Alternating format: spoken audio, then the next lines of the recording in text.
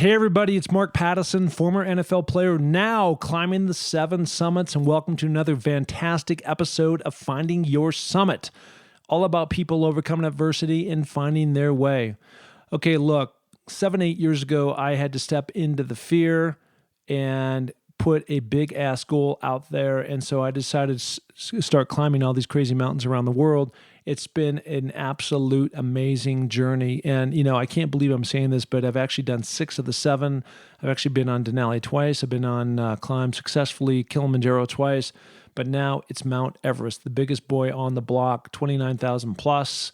And I'm headed over there April 2020, and I'm totally keyed up. And I'm keyed up because I've been doing all this preparation. I train like an absolute bear. And really putting myself in a position of success. I'm going to be climbing with one of the top climbing outfitters in the world. Excited about that. And just the mountain has fascinated me for years, I'm sure like others, but really excited to do so. And so if I can actually pull this thing off, I'd be the first NFL player to do so. And so as we speak today, there's not that many first in the world. So I look forward to tackling that. Okay, so that's one. 2 is I totally appreciate the listen on these different podcasts. I really do. And it's been an amazing journey, as I said, from not just interviewing these people, but being on the other side of the mic and really taking in their incredible stories of doing amazing things. And look, we all need to be inspired. And so if I can help provide and find more people that meet that criteria, all the better. And we all need that motivation, and we all need those words of encouragement that you can make it back relevant to your own situation, and then plow forward in whatever endeavor you are trying to do. Okay, so I appreciate that. And if you want to find out anything that I have going on, you can do so at markpattisonnfl.com. I've got a book out now called Finding Your Summit, go figure. And it is essentially the playbook to what I had learned from my Hall of Fame coaches on how to emerge and do some great things in your life. It doesn't have to be mountain climbing, of course. It can be anything, but it's a plug-in that you take on these different things, these different goals, these different strategies that I've set forth, that they set forth for me. And good things can come from that. Okay. Also on the website, you can find out more about my expedition. Obviously, I'll be going to Mount Everest, and we'll have more information about that coming up. There's an e-learning course, and of course the podcast. And when you go to the podcast, you will find an iTunes tab. And I would be so grateful if you go in and you'd rate and review. Now, it all has to do with visibility, popularity of podcasts, because there's so many podcasts out there today that it's so easy to get lost and like, where's Finding Your Summit? And I really do believe these stories are really amazing and incredible, and can really give a lift to those people who really need it. And even if you don't, we all need to be motivated and inspired by other people to keep going. So if you'd go in and do that, I would be really, really appreciative. Okay? So let's go listen to the pod. It's going to be awesome. Here we go.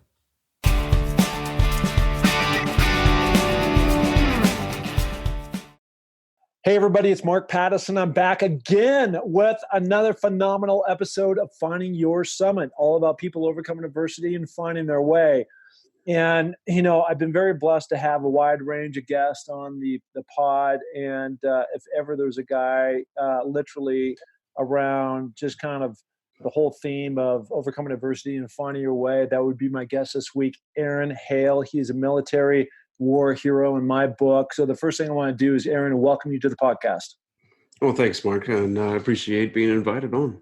Yeah, no, there's a very famous American screenwriter, director, producer, George Lucas, who wrote all the Star Wars episodes. And he had this quote that said, "Good luck has its storms." And I think in your case, you've gone through a lot of storms, to say the least, and we're going to get into your crazy story. I think it's a beautiful story. I think it's a beautiful story on a lot of different levels about how you've overcome. I think it's a super beautiful story about the love of your life who came into your orbit. And I'm not sure, these are my words, not your words, but saved you and really brought you to where you are today, thriving and going through life the way life was meant to be lived, which is at full tilt, full steam. and here you are. And again, thank you for coming on the pod. So let's start with giving some background so we can kind of frame all this up with the audience. So, and I'll tee some of these things up for you, but you grew up in a life of military. You were 8 years in the Navy. Let's just start with coming out of high school. What was that thing that drove you that said, one day I want to be one of those guys, one of those respected officers to be in the Navy, the Army, the Marines, the Air Force, to go out and serve your country? And truth is, the my whole life until I was a month from enlisting, I absolutely knew I'd never be in the military. I grew up living a good life. I was a patriot. I loved my country, but didn't see the military as the career path for me. But a disastrous showing in college and pretty much just living Animal House life, I realized that I needed to find direction. I needed discipline and needed to earn my tuition money back. So I joined the military, I joined the Navy, and hold on. What was that defining? And I'm really interested in this answer from you, because I went through something similar to what you're describing right now. Okay, so you go to college, you're there. What was that defining moment? Was it 19? Was it 20? Where you're sitting in a room? Had you had too many beers the night before? I mean, what was it that you said it stops today? Well, I went to school. I had no ambition for anything. I was loving life, but I guess I was born with a common human handicap, which was just enough natural ability not to have to try at anything, just to be a little above average. Yeah. I was pretty decent in sports. I could do my homework and pass with B's and C's, and I was content. So there was no drive, and that's the problem with natural ability, is that eventually it fails you. You know, there's at some point your peers in whatever you're doing that are trying surpass you, and I found that in my the later years in high school, and then definitely in college, where I didn't know how to try. I didn't know how to do the hard work, and I'd gained possibly, I think it was 50 pounds in the first 3 semesters. Oh Just gosh. Yeah, what do they call that? The freshman 50, right? Well, freshman 15, you took that to a new level. Okay, so I was an overachiever early. I love that. But it really was. I was finding a party every night, and I literally forgot where my classes were. I still wake up sometimes having one of those dreams where, like, oh my God, I'm going to miss one of those exams and I don't know where I'm supposed to go. So it was a mutual thing, the college, and I really didn't want me to come back. So I packed up all my worldly possessions, and it all fit in the back of my Chevy S10, and I did a road trip across the country from where I grew up in Ohio to my dad's house in California, and it was my last hurrah before I was going to knuckle down and do something. And it was actually pretty cool. I stopped by all of my fraternity chapters along the way, and it really was the last hurrah, because when I got to California, I got a couple jobs. And of course, even working 2 jobs in California, you don't make any money. So it was then I really had to figure out. I was determined, but I had to figure out what I was going to do. I'm ready to do it. I'm ready to put in the work.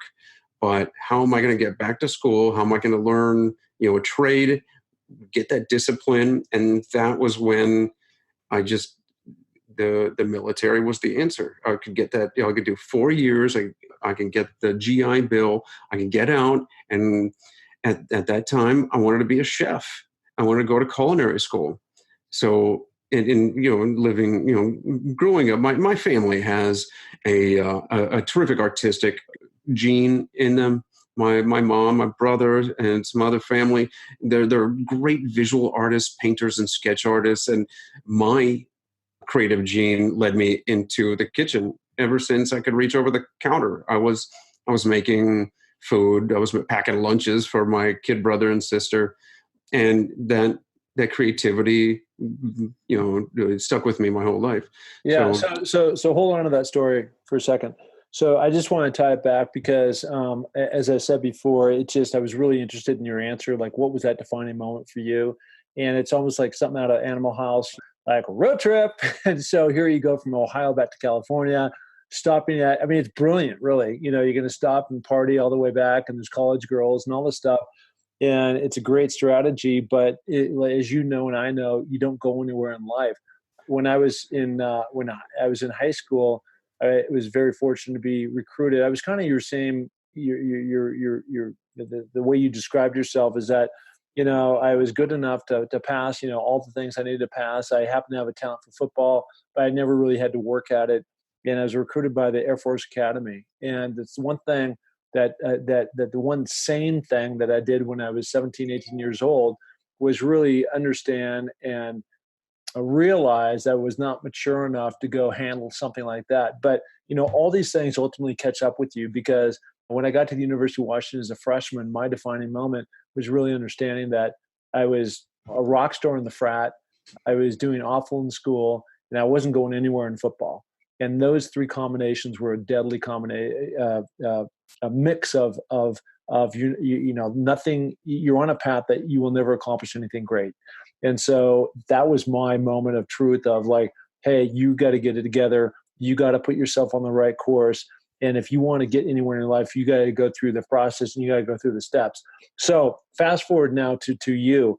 When you realize this, you sign up, you decide to go in the Navy. I think you came on, and because you had this one passion that was kind of hidden inside you, that you wanted to be a cook. And so there was some, and I want to hear more about this, there was some venue, because you never realize this. You think there's the gunner and there's the guy, steering the ship and the guy carrying the gun, but you forget about somebody has to feed all these people, right? Right. That definitely that defining moment was when I received a letter from the university that said academic suspension. I'd been on probation and one more subpar GPA and the academic suspension. I was going to a state school, and I would not be admitted to another state school in Ohio for 5 years. So that was embarrassing. Yeah. All of my high school friends were going on into careers, and I've got this on my record. So I had that kind of that huge failure fueling, the going into joining the Navy, going to basic training. And the very first thing they said at basic training was, who here in this, there was the instructors said, who here has some college experience?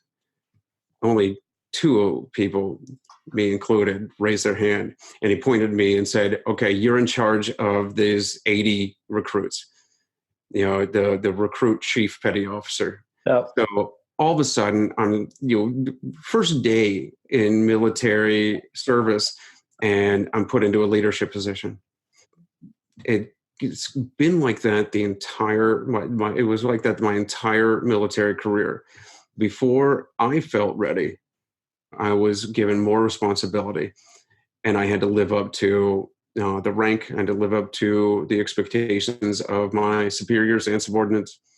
And even though, cooking on a Navy ship may just be cooking, but I'm also a petty officer. I'm also a sailor, and I had to be a leader as well. So I went through basic training. Then I went through the training school for being a Navy cook, and they sent me to Italy. It was fantastic. So this is the culinary dream. This is the culinary dream that you had, to go to cooking school, a different path. But now you're in Italy, of all places, where it's like the Mecca, or France, one of those two countries. That's where it all happens. That's right. In fact, it was amazing. I got orders to shore duty in Italy, so I wouldn't be doing those huge 6 month cruises around the around the oceans or whatnot with like those carrier groups do. I'd Yep. be stationed on shore in Italy. And when I got off the plane and met my command, I said, where was I going to be cooking? And they didn't tell me this at the school, but in the Navy, they looked at cooks as the civilian equivalent of hotel restaurant management. They said, no, no, no. On shore, we don't do the cooking. Civilians do that. What am I going to be doing? You're going to be running the barracks, our version of the hotel. So not only that, they put me in the maintenance department. So a far cry from cooking. I was running trouble call tickets from the front desk to the local national Italian public works guys, the plumbers, the electricians. Well, I mean, even though on my off-duty time, I immersed myself in the culture, I did that while I was working as well. I was with these Italians all day long. So all day long, of course, we were having coffee in between every, espresso, little cafes, between every trouble call or call. But we were also, going from door to door. I was everywhere I went, I would be pointing and saying, "Come si dice? Come si dice? How do you say this? How do you say that?" And I was learning Italian from these roughnecks, and it was fantastic. I made the best of the situation. Hey, this pod is sponsored by Laird Superfood. So many products to choose from your InstaFuel, your coffee, your tea, your smoothies. And I love the Superfood creamer and use the hydration powders like the beets, the coconut, the matcha, the turmeric to mix all into my 7 Summit smoothie. And it's so good. Log on to lairdsuperfood.com and get your 20% off when you use the code MARKP20. Okay? So get your Laird Superfood, and I guarantee it will help fuel your journey.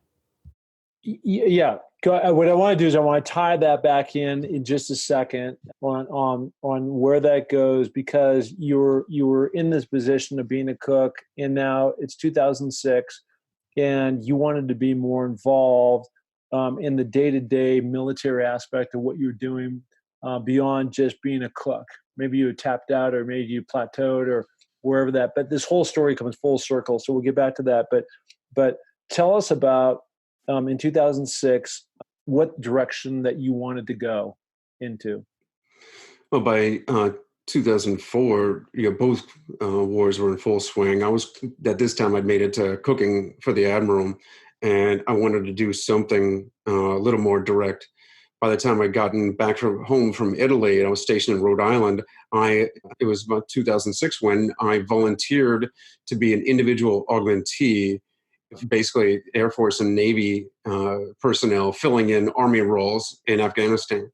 So I would be cooking, but this time I'd be running an Army chow hall for a base in Farah, Afghanistan. So now instead of the admiral's staff of about 25 or so, I was running a huge kitchen for 500, 600, 700 NATO troops.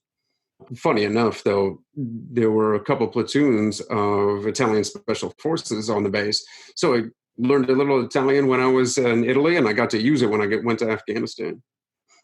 That's great. So where all this is going is now you're in Afghanistan, and you end up being involved. I don't know if this is your full-time thing, but the EOD. And if I read this correctly, what EOD stands for, the acronym is Explosive Ordnance Disposal. Is that right? That's correct. Yeah. Tell us more about that. Ordnance disposal. The EOD technicians are the military's bomb squad. You've seen that movie, The Hurt Locker. Yep. Although I don't really like to refer. I call it the ouch closet. But yeah, that's us. We're when I was there, I met some EOD technicians. I learned all about the job, and I was instantly hooked. The tight-knit brotherhood, the technical aspect of it, the fact that we're first responders. They were there to take hazards off the battlefield. We're there to anything that goes boom, from bullets to nuclear weapons. We're the first responders. when everybody's running and screaming from the thing that explodes, we're the ones that walk in and make it, mitigate the hazard. So I was definitely hooked. The only problem was the Navy at the time wasn't taking cooks into the EOD program. And my rank in the Navy was undermanned. So there was really so little chance of me becoming an EOD tech in the Navy, though everything's waiverable. Nobody wants to tell you. By the time my deployment was up in 2007, my contract with the Navy was also coming to an end. And when I got home, I let my contract expire and I walked over to the Army recruiter. I signed up to be an EOD technician. And they let me keep my rank. I came in as a sergeant. I went through all the training. It was a year of, learning all about explosives, safety, and almost as soon as I got stationed at my first Army base, I was deployed to Iraq. And then almost a year later, I was deployed to Afghanistan, this time as 2011 as an EOD team leader. And that's when I really paid my, I really put in the hard work. Nearly every day we were dismantling IEDs. We were working on post-blast, almost like CSI type of scenarios after an IED, detonates. And it was a very busy time. Yeah. So again, I just want to just explain a little bit more. The IED is an explosive that essentially is put into the ground. So if you're driving a convoy truck, you're driving along and you go over these things, they're going to blow up and blow your car up, and hopefully in their mind trying to blow up anybody that's inside these vehicles. Right. Well, I was about 8 months into my deployment when I was just back 2 weeks R&R. Back home for weeks where I got to visit family. I got to witness my 2-year-old son, or my 1-year-old, my son turned 1. I got to spend Thanksgiving with the family. And within a few days, I was back out in the battlefield. I threw my luggage in the back of the truck, and my team picked me up to take me back to our forward operating base. Along the way, there was an IED on the side of the road. So the convoy commander set out security, and we got to work. I tossed the luggage off of the robot and sent the robot out of the truck. I had found a pressure plate IED. It's the same thing we've been seeing the entire deployment. Just a simple little vegetable oil jug full of homemade explosives with a pressure plate, just a couple pieces of plywood and some lamp cord connecting the whole thing to a 9-volt battery. The robot did its job. It separated the components and made it generally safe, but it couldn't get the jug out of the hard-packed earth. I wanted to get as much evidence as I possibly could so we could catch this guy that was doing, putting these things out there. So I wanted all the biometrics. I wanted the samples of the explosive. I wanted to get this thing. So I stepped out of the truck and I started making my approach. About 20 or 30 meters from the original IED, there was a secondary that hadn't yet been detected. About the same time, my metal detector was trying to tell me something pretty important is when it went off. It punted me into the sky. And I landed on my knees and elbows, still conscious, but the lights went out. I was tossed into pitch black. Of course, first things first, I wiggled the fingers and toes, did a systems functions check. Knees and elbows seemed to be all intact. The only thing was I couldn't see a thing. I originally thought that my helmet had been pushed over my face, and that was why I couldn't see. So I reached up to adjust my helmet, only to find out that it was gone. And that's when I thought, oh no, this is really bad. The Army is going to want that back. Yeah. But my team came in, pulled me out. A medevac chopper was there in minutes because we were just out of the airbase. And within 48 hours, I was at Walter Reed. And I was trying to learn now how to be a blind person. So when this explosive went off, it essentially went off in your face. The impact just made you fly in the air and land. But were you bleeding everywhere? Was your face torn up? Like, what was the damage there? I know it ultimately resulted in you not being able to see, but in terms of the facial wounds, was it deep? A lot of stitches? Well, it depends on how you look at it, but matter of perspective, thankfully, the IED only hit me in the head. Yeah. I guess, in our family, we have pretty solid heads. But from the neck down, I was virtually unscathed. But it cracked my skull. I was leaking spinal fluid right out of my nose. Yeah. Blew up both my eardrums, my right eardrum far worse than my left. And there was scars, burns. When an explosion goes off, there's secondary fragmentation, rocks and dirt and everything. That just pelted my face. I was pulling rocks out of my gums for days. And a piece of something crossed right across both my eyes, took out completely my right eye, cut the bridge of my nose, and gashed my left eye. We later find that the doctors just couldn't save either. So I was completely blind, and it'd be permanent.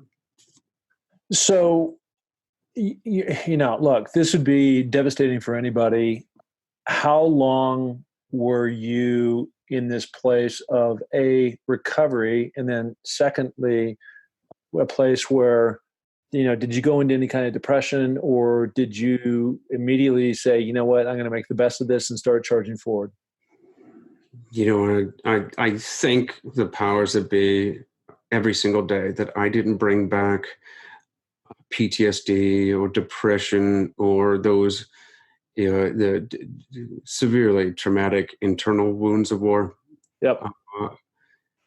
And I also, in relation to other injuries, I got off pretty easy.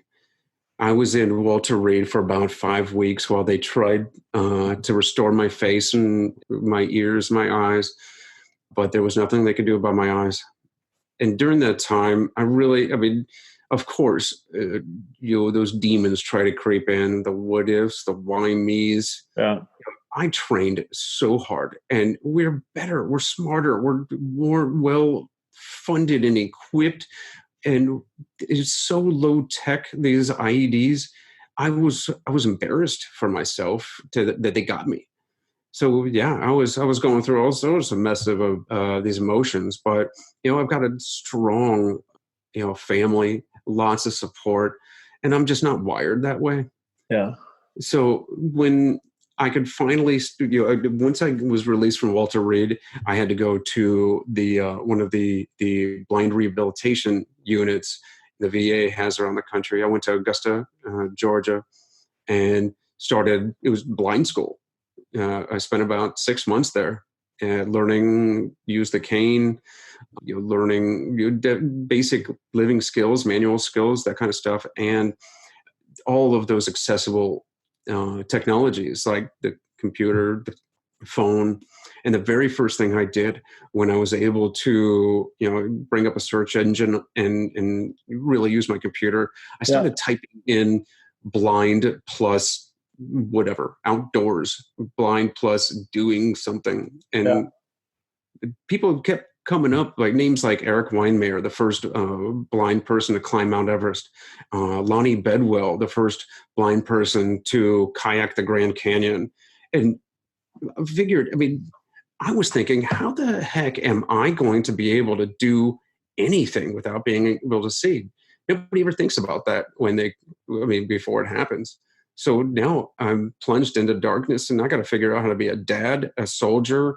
I got to be a man. And these guys were doing it. Yeah. So Erik Weihenmayer has been on the pod. and total stud. As you said, he climbed the 7 summits. He's stood on top of Mount Everest, and he's kayaked 300 miles down the Colorado River. And so if anybody can imagine just doing that with everything, working for you, let alone essentially being in a dark closet, going upside down and hitting rocks. I mean, it's just amazing. But, Erik has been very inspiring, and I think he's inspired a lot of other people. Now, did you go to his camp in Colorado? His camp? Yeah, well, I think he's got a. I was just there this weekend. For his What's Your Everest event. Yeah, What's Your Everest? Yeah. Yeah, I was the one who was invited to speak and tell my story at the top of the mountain this year. Oh, that is so great. Yeah. So essentially what Erik does for everybody is he invites, I'm not going to call it a disability, I'm going to call it an ability. But everybody that has gone through their trials and tribulations, that has got some issue that they've had to deal with, he invites them out there. And it really, I think he inspires people to think about possibilities. Well, I credit him with being the catalyst for my after, trauma growth.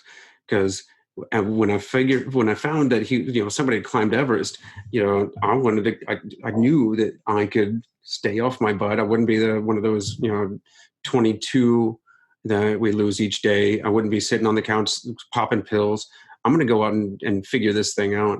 And I sought Erik out, on the 10th anniversary of his Everest summit. He took a team of wounded veterans up a sister summit in the Himalayas. Mm-hmm. And then it became a program. In 2013, I joined a wounded veteran team up a mountain in the Peruvian Andes. And from there, I began running marathons, whitewater kayaking. I kayaked with Lonnie Bedwell. We did class 3 rapids in Yellowstone. And I mean, from there, it was, I found success.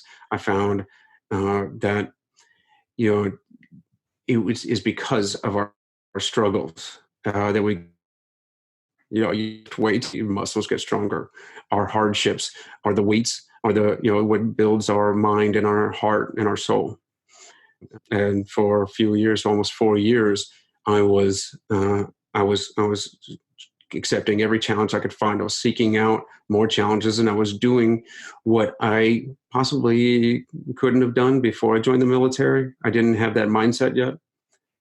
And then 2 weeks before I was set to fly out to do my first of the 7 summits, Kilimanjaro. Yep.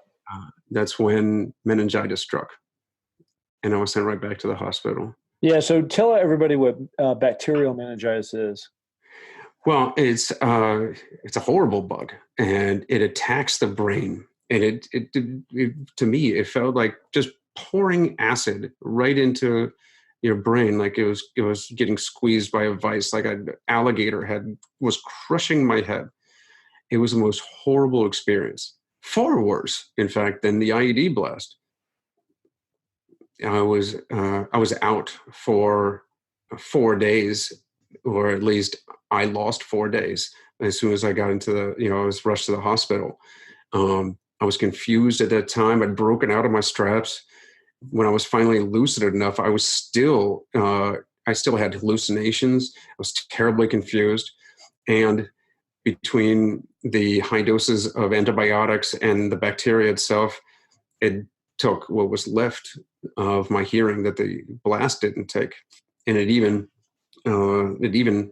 took quite a bit of my vestibular balance, the inner ear sense of balance. Yep. So I was, even when I fell asleep in the hospital bed, I would have this sense of falling, and I would wake up jumping out of the bed. I got home in a wheelchair, and now I was using my trekking poles that I took into the mountains with me. I was using those to get to the mailbox and back, and that was an arduous struggle.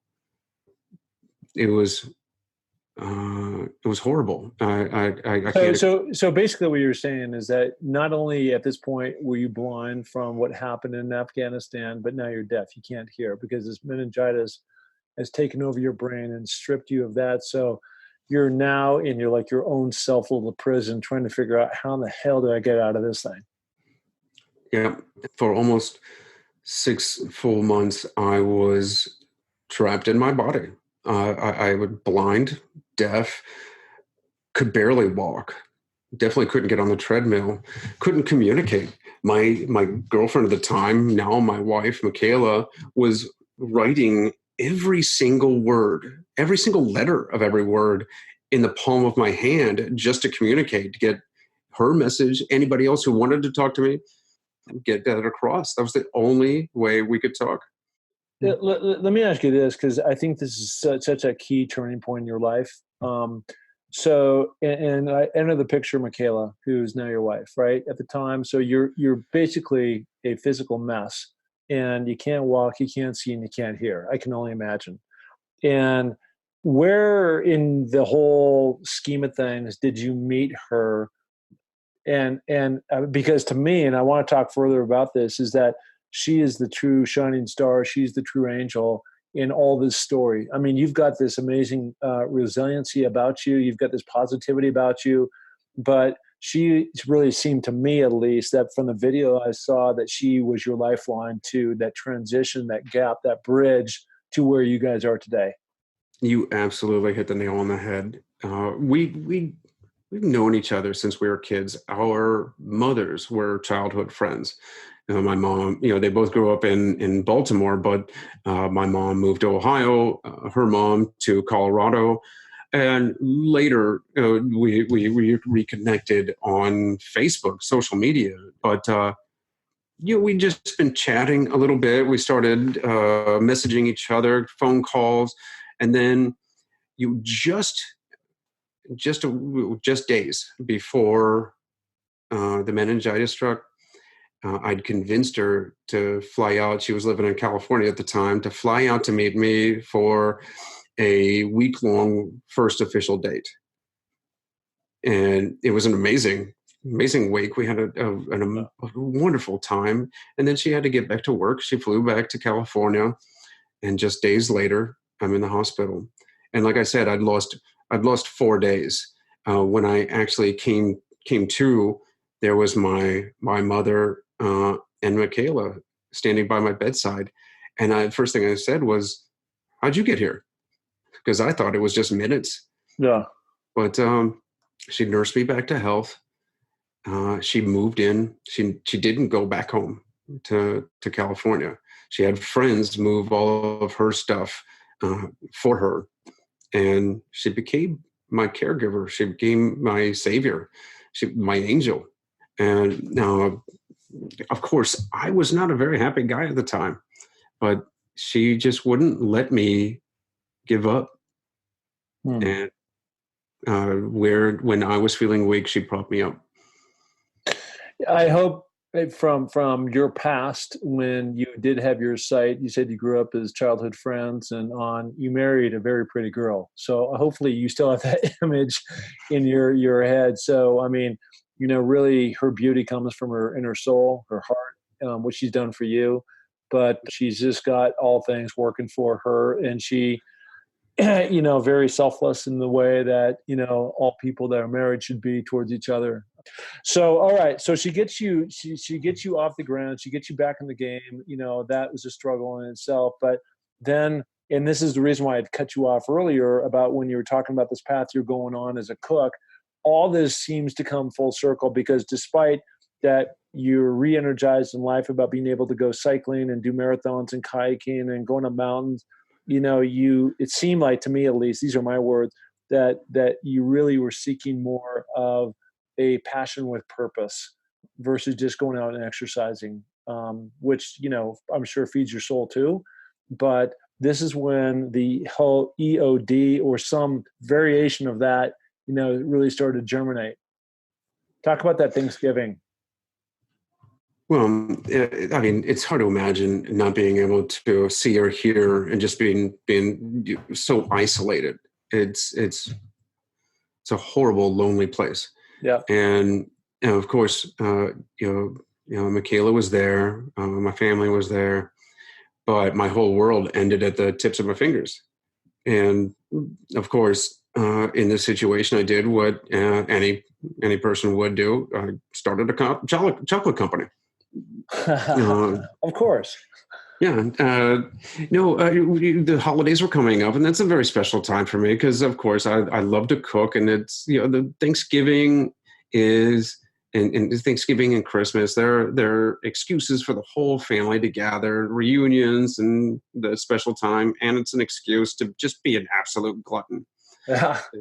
So we were determined to have a great Thanksgiving. We invited friends and family, and it was going to be huge. So I started cooking way in advance, weeks in advance, and I was making all these. I was going to have the couple turkeys, one in the smoker, one in the oven, a ham, all the trimmings, and then the desserts. Oh my gosh, I was making cakes and pies and cookies, and then fudge. One batch after another. I couldn't stop. It became a therapy for me. Michaela had seen for the first time in months something on me that she hadn't seen, and that was a smile. I was actually enjoying myself despite the situation, and I was making all this so much fudge that she had to start sneaking it out the front door to give it away to friends and neighbors. I say sneaking it like you got to be real stealthy around a deaf guy. But people were coming back and asking if they could buy more from us. And the capitalist in me said, well, of course you may. And that's when I started my second EOD career. EOD now stands for Extraordinary Delights. We started the website, eodfudge.com, and we began selling it in earnest. Yeah, well, okay. So a couple things. I just want to reset one thing. If the listener is wondering, like, how you can hear me ask you questions, is because you after that whole episode, you had implants put into hearing implants put into your ears, and so your hearing slowly came back to some level. So certainly you can hear me loud and clear.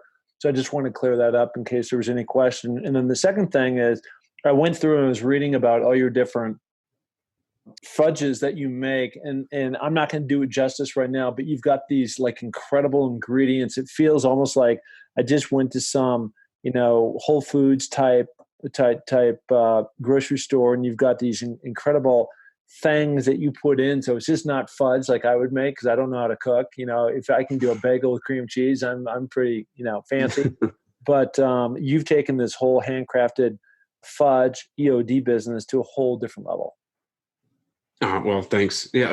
As far as the technology goes, I've got cochlear implants in both my ears because my ears are completely shut off. The bacteria ate away at the internal, internal workings, and all they're good for is holding up the implant now, and of course to make my face look even. But it took.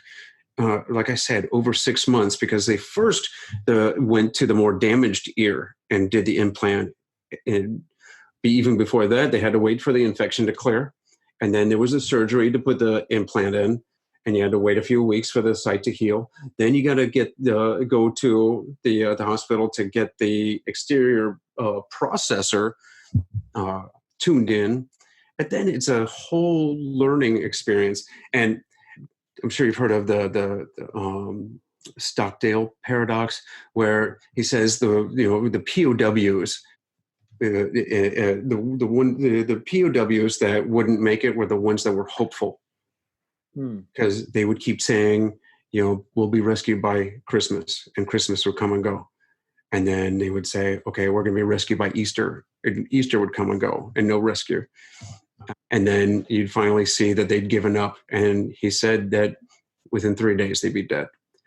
Well, I've got tons of drive, tons of optimism. I accidentally stepped in my own hope, because I figured as soon as I had the implant, I'd be able to hear again. And oh my gosh, like I said, the isolation was so excruciating that as soon as I had it turned on, I was like, okay, let's hear. But it's a learning process. You got to tune and tweak, and your brain has to learn this digital input. It's completely different.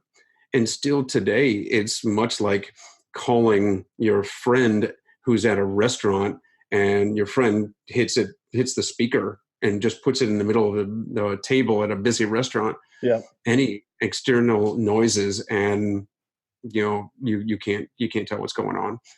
But it's far better than the alternative, which 20 years ago I would have been pulling the full Helen Keller.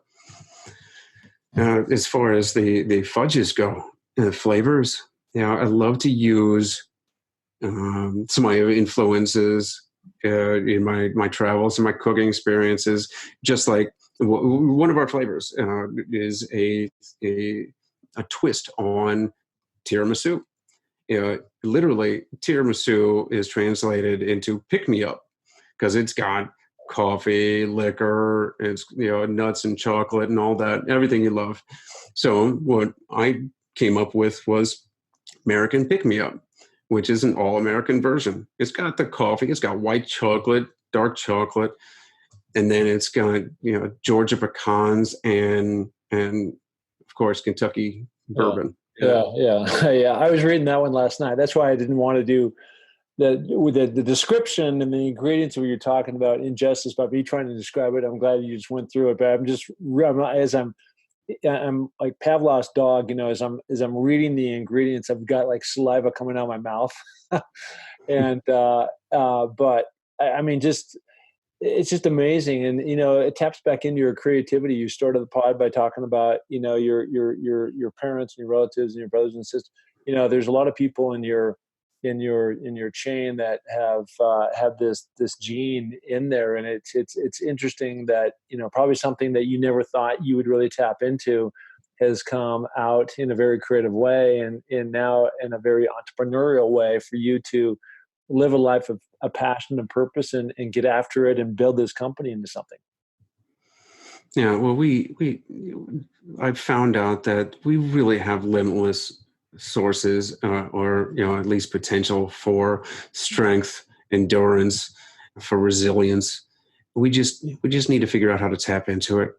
And I got thrown into it, but in a sense, it was a blessing because now I'm living a very happy life. I'm going after more mountains and more marathons. I ran my first ultra marathon around 50 miles last July. Wow.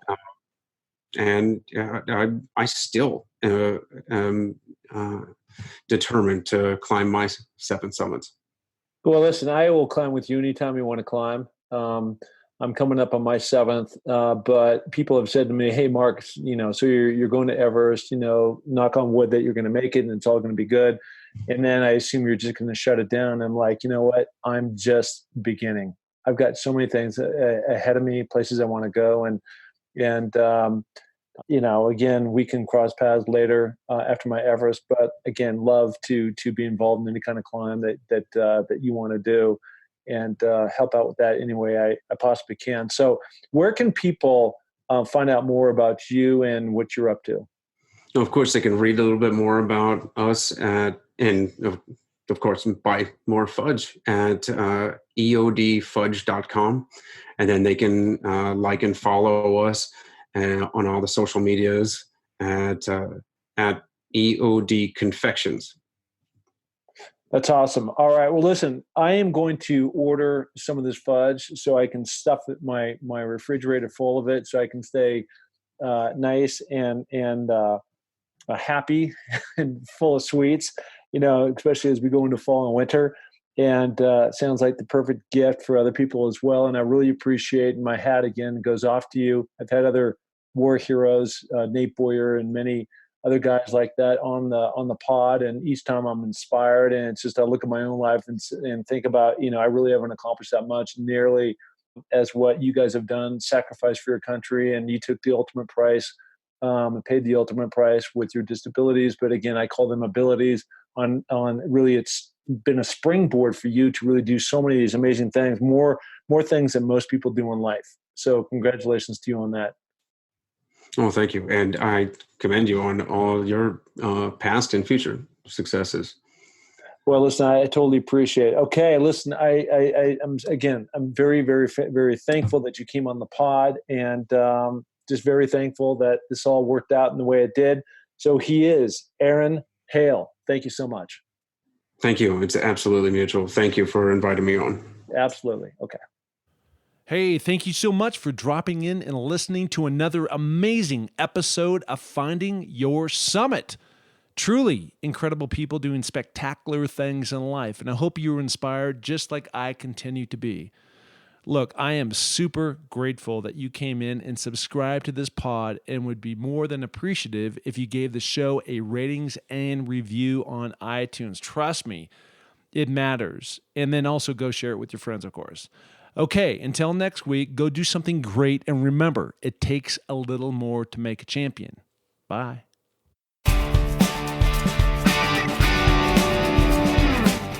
Hey, and thank you so much for listening to the Find Your Summit podcast. We are so glad to have you along for this journey.